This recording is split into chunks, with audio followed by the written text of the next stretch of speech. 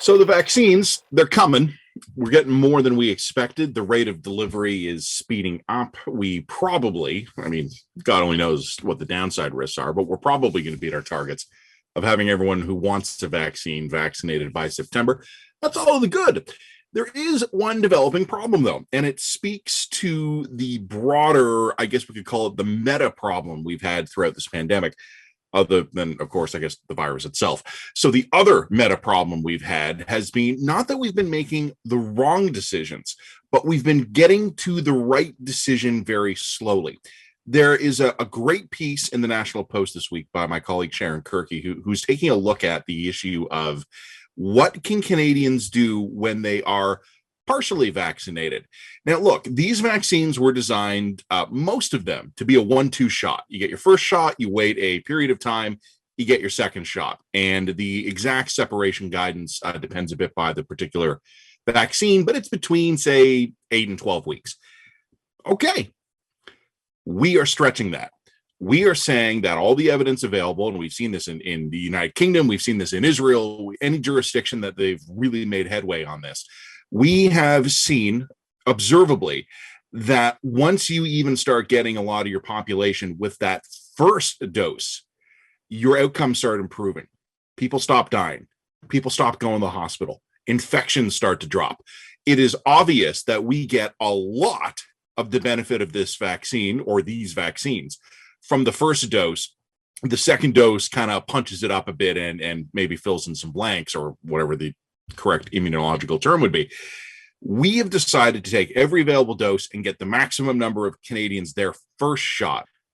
We are banking on the guess, the theory, the informed speculation that it is better to have a lot of people partially vaccinated than it is to have half that many fully vaccinated.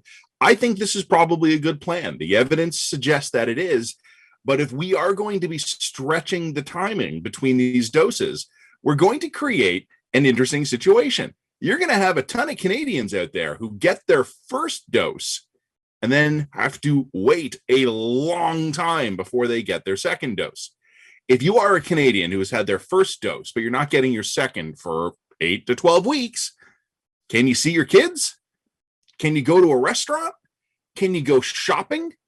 Are you allowed to go visit your parent in a long-term care home? People, in the absence of guidance, are going to start making up their own minds. This is something we should have seen coming a long time ago. And as my colleague Sharon, again, as I mentioned, said in the Post this week, Canadian officials, well, they're looking at it. They're hoping to have some guidance for us soon. I am a realist. We are making some of this stuff up on the fly. That's okay. That's what life in an emergency means. You know, no plan survives first contact with the enemy, and pick your cliche. But we made a decision a long time ago now to move to a first doses first strategy. And we are getting to the point where we might actually have some ability to issue some guidance to Canadians here. Again, I have huge sympathy for all the people in our government, all our public health experts who have been flying by the seat of their pants since this damn thing began. But we have been slow at every possible step here. We have to get faster. We make the right decisions most of the time, but it takes us a long time to get there.